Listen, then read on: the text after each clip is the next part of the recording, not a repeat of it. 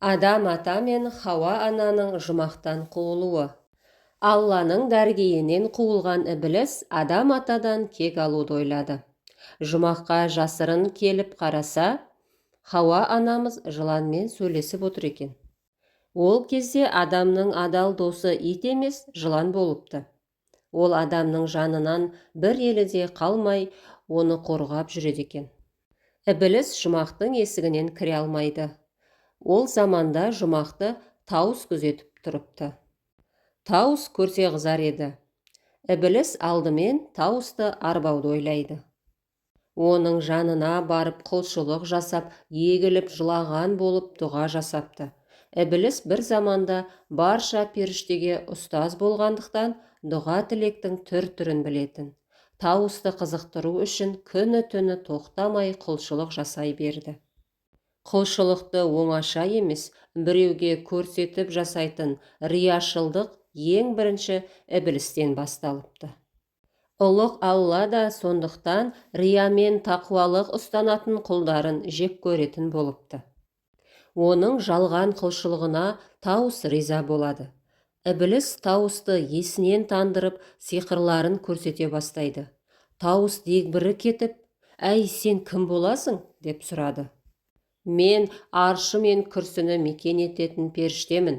Ұлы Алланың кім пейіштің ішіне намаз оқыса, соның дәрежесін асырам» деген хабарын естіп, арнайы келіп едім. Бірақ маған жәннатқа кіруге әзірше рұқсат жоқ. Ғибадатты сыртта оқып тұрғаным сондықтан, деді.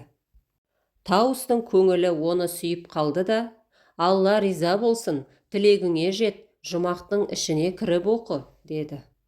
Ібіліс ілезде жұмаққа кірді де Таусқа, «Жұмақта оқыған намазымның пайдасы саған да тиер.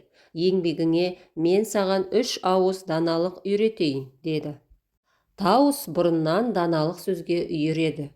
Қандай да бір ұлағатты сөз естісе, соған мас болып елітіп тұратын. Ібіліс оның сырын алғандықтан қырын да тез алып таныды. Ол: «Бірінші ақылым, жауға сырыңды берсең, қырыңды да тез алады», деді. Бұл сөзді естігенде Таустың көзі жайнап кетті. «Екінші ақылым, тістейтін жылқы тісін көрсетпейді», деді. Таус бұл сөзге де таңдай қақты. «Үшінші ақылым, палуанның жаманы шалдырған соң өкінеді, күзетшінің жаманы алдырған соң өкінеді», дегенде Таус даналық үйренгеніне мәз болып Ібіліске қақпаны ашып берді. Ібіліс пейішке кіреді. Оңаша сәттердің бірінде жыланға барып: «Әй жылан, менің әкем әбілет жылан еді, шешем тәбілет шаян еді. Мен адамның кесірінен Құдайдың рақымынан құр қалдым. Туыстық ақым үшін маған кек алуға көмектес. Мен адамды құртып Құдайдың дәргейіне қайта келсем, саған бір пайдам тиер», деп азғырды. Жылан Ібілістің сөзіне сеніп, адамға опасыздық жасауды ойлады. «Не істей аламын?» деді жылан. «Тіліңнің астына жасырып, Хауаның жанына апар. Өзім айла қыламын», деді. Жылан мақұл көріп, Ібілісті тілінің астына жасырды. Олар Хауа ананың жанына келді. Ібіліс тілінде жатып, жылан болып жылады. Хауа ана жанына келіп: «Әй жылан, неге жылайсың?» деп сұрады. «Сендерді қимаймын. Әзірге уайымсыз жүрсіңдер. Бірақ бұл дәурендерің таусылады. Ертең-ақ беттің ажары тайып қартаясың. Сұлу бейнең мен сымбатты мүсінің бүкірейіп шөгеді. Ақыры ажалмен аяқталады. Соны ойлап қайғырамын», деді. Әйел затын қарттықпен, өліммен қорқыту ең алғаш осы кезде басталған екен. Хауа ана: «Өлім деген не?» деп шошып кетті. «Өлім қараңғы қапас, пейіштегі күллі қызықтан мәңгілікке кесілу», деді. «Қарттық пен ажалдан құтылудың айласы бар ма?» деп сұрады Хауа ана. «Бар, тыйым салған жемісті жесең, Алла сияқты мәңгі жасайсың. Сұлу дидарың да солмайды. Алла тағала өзінен басқа ешкім мәңгі жасамас үшін солай тыйым салды», деді. Бұл сөзге иланған Хауа ана бидайдың бір дәнегін жеп қойды. Екінші бір дәнін алып Адам атаға келді. «Әй адам, менімен мәңгі бірге болғың келсе, мына жемістен дәм тат. Жеп көрдім, зияны жоқ. Бұл бізге мәңгі өмір сыйлайды», деді. Адам ата Хауа ананың сыңғырлаған үніне елтіп, бір жағынан сүйікті жарының көңілін қимай, уәдесін ұмытып кетті. Ер азаматтың жарының назын тыңдап, жаза басатыны осыдан қалыпты. Әйел баласының ажарының әрі тайғанда әжімдерін уайымдап мазасыздануы Хауа анадан қалыпты. Адам ата бидайдың бір дәнін аузына салып жұта бергенде, Жәбірейіл періште оның алқымынан ұстай алады. Бидай дәні өңешінде не әрі, не бері кетпей тұрып қалды. Адам не істерін білмей тұншығып тұрды. Осы сәтте Алладан әуез келді. «Әй Жәбірейіл, адамның ісіне араласпа, бұл саған періште емес. Олар сендерден артық жаратылған. Артықшылығы ақылымен іс қылып тағдырын таңдауға ерікті. Егер мен оның ісіне қол соғатын болсам, еткен ісіне жауапты болмай қалады. Адам ұрпағына тағдырдың шын қазасы екі-ақ жағдайда барады. Еріксіз туады, мезгілі жеткенде еріксіз өледі. Екеуінің арасы тіршілік деп аталады. Қалау мен таңдау осы аралықта жасалады. Қайыр мен шәрді мен жаратам. Мен осы қателігі үшін сөз жоқ оны жазалаймын. Бірақ ол жазасын жазмыштан көре алмайды. Адам таңдауын өзі жасады. Оны қылғындырмай жібер, деді. Жәбірейіл босатып жіберді. Кеңірдегінде тұрып қалған бидай дәнегін Адам ата жұтып қойды. Ер адамның кеңірдегіндегі бармақтай түйін содан қалыпты. Адам бұған дейін қалдық шықпайтын жұмақтың ең асыл тағамдарын таңдап жейтін. Олар тұңғыш рет жер тамағын жеді. Адам асқазаны бірінші рет ас қорытып, нәжіс шығаратын болды. Сол кезде ұлы Алла, «Мына екеуін пейіштен шығарып жерге тастаңдар», деп періштелерге әмір етеді. Періштелер бұл бұйрықты бірден орындай алмай тұрып қалады. Себебі олар күні кеше ғана оған сәжде жасаған еді. Қала берді Адам атаның беліндегі Мұхаммед пайғамбардың нұрына ғашық болған періштелер ертелі кеш оның ізінен қалмай рахатқа батып жүруші еді. Осы сәтті пайдаланған Адам жас Хауаның білегінен ұстап қаша жөнеледі. Жаннаттағы барлық ағаштар оған жапырылып жол береді. Сол кезде жиде ағашы ғана әмірге қалтқысыз бағынады. Ол Адам мен Хауаның үстінен бұтақтарымен бас салып мыжғылап тастайды.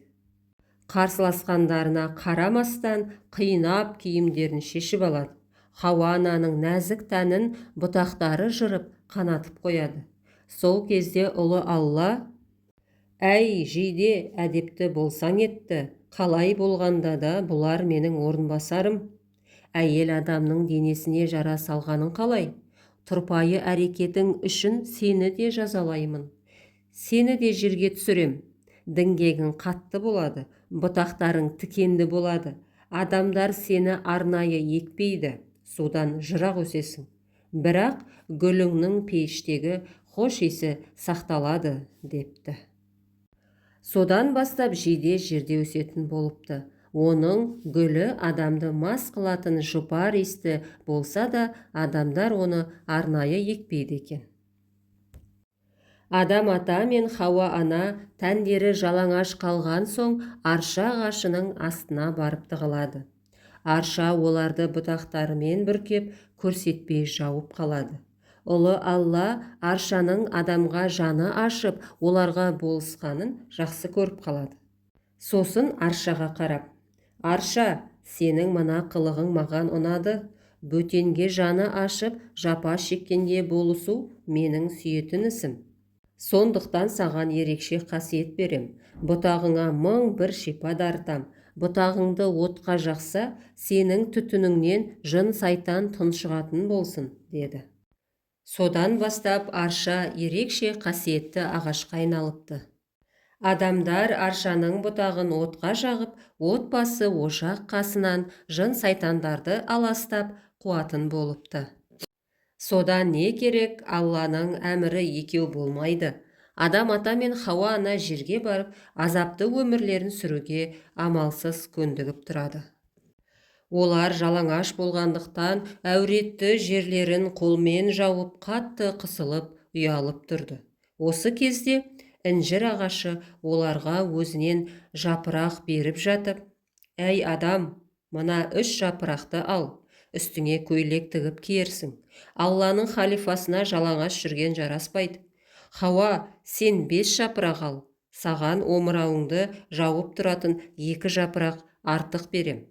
Әуретің жабық жүрсін, ұят болады», деді. Олар сол кезде ғана жалаңаш тәндерін жапырақпен жауып, шыдатпай бара жатқан ұяттың азабынан құтылды.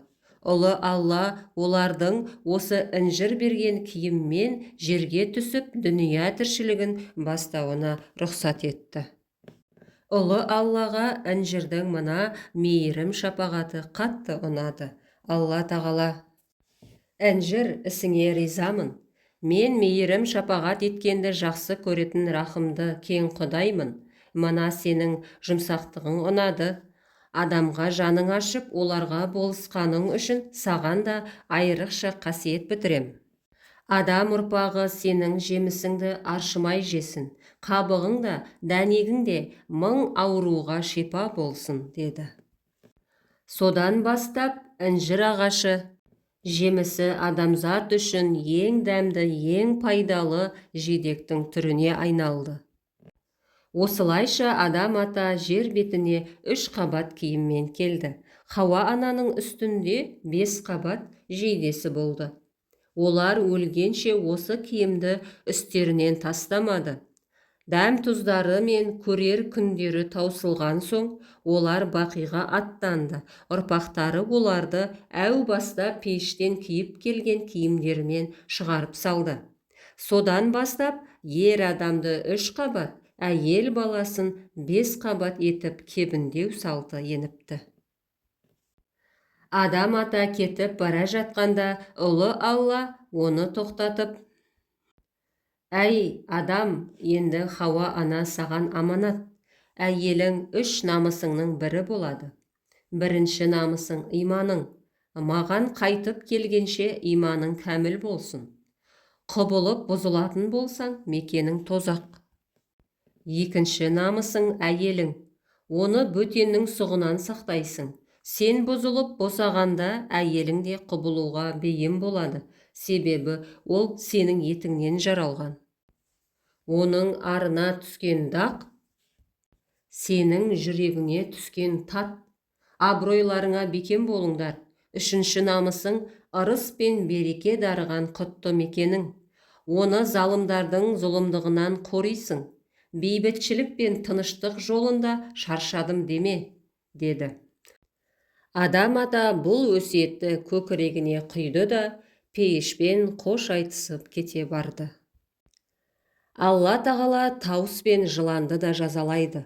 Тауыстың жұмақта тағынған асыл тас гауһарларын тартып алады.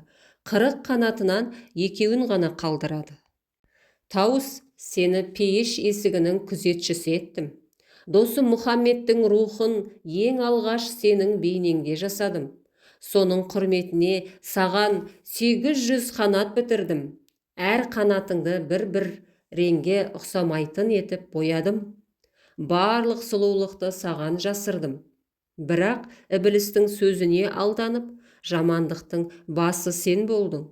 Сол үшін сені жазалаймын. Адаммен бірге жерге қуыласың.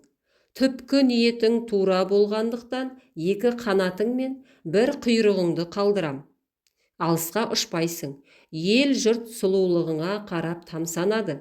Бірақ оны өзің көрмейсің. Құйрығыңа қарап мақтанасың, аяғыңа қарап ұяласың. деп екі аяғын көріксіз етіп жаратыпты. Содан бастап мұсылман жұрты Таусты жамандықтың басы деп үйінде асырамайтын болыпты. Ол кезде жыланның бойы түйедей, денесі жақұттан, көздері лағылдан еді. Арқасында екі қанат тұратын. Ұлы Алла жыланды да жазалап, «Жылан, сені де барлық құрмет пен ғизаттан айырамын. Аяқ қолдарың мен қанаттарыңды қырқамын, өмір бойы жер бауырлап ирелеңдеп жүресің. Сені адамның серігі етіп жараттым. Енді адамға дұшпан боласың. Сені өлтіргеннен жауап алмаймын. Ібліс паналаған тіліңнің астынан у шығарамын», деді. Таус Йеменге, жылан Ысфаханға, ібліс Басраға түсірілді. Бидайдың қалдығы Адам ата мен Хауа ананың асқазанында 30 күн қорытылмай жатып қалады. Одан түгел тазару үшін ұлы Алла оларға 30 күн ораза ұстауға әмір берді. Содан бастап Рамазан айында 30 күн ауыз бекітіп ораза ұстау парыз болды. Жерге түскен соң Адам ата мен Хауа ана екі жақта жүріп жылаудан көз жастары құрғамады. Құдайдан кешірім сұраумен жүрді. Адам ата қайғыдан басын көтере алмады. Бір күні Алладан «Әй адам, көтер басыңды» деген әуес келді. Адам жоғары қараса, бір заманда өзі мекендеген пейіштің маңдайшасынан «Лә иләһә иллалла, Мұхаммад Расулалла» деген жазуды көрді. Сол кезде адамның Хауа ананы алған кезде Мұхаммедке 10 рет салауат айтқаны есіне түсіп, егіліп жылады. «Я Алла, мені ақырдың пайғамбары Мұхаммедтің құрметіне күнәмді кеш» дейді. Алла тағала: «Кештім, Мұхаммедтің шарапатынан бүкіл ұрпағыңның күнәсін кешіріп, пейішке қайта кіргіземін, дидарымды көрсетемін. Шарты, ұрпағың хақтың жолына бекем болсын. Мұхаммедке салауатты көп айтсын» деді. Сол кезде Адам атаның жүрегіне шырай ұялап риза болды. Адамның бір жылауы, бір қуануы осыдан қалыпты.